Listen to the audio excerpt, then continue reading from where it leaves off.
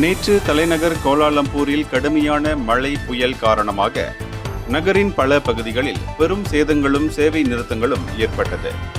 எனவேதான் நிலைமையை சீர்படுத்த கோலாலம்பூர் மாநகர் மன்றம் DBKL, தீயணைப்பு மீட்பு இலாகா, பொது பாதுகாப்பு படை, மேலும் கோலாலம்பூர் கட்டளை கட்டுப்பாடு மையம் ஆகிய ஏஜென்சிகள் ஒன்றிணைந்து விரைவாக செயல்பட்டன.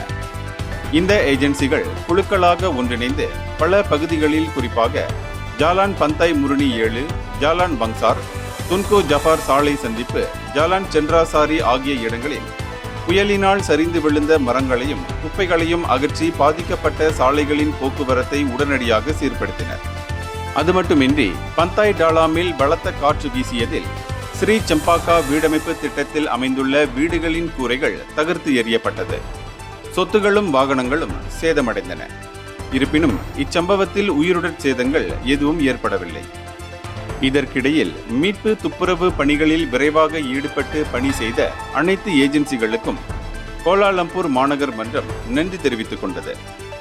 இந்தியர்களின் இதய குரல் மக்களோசை.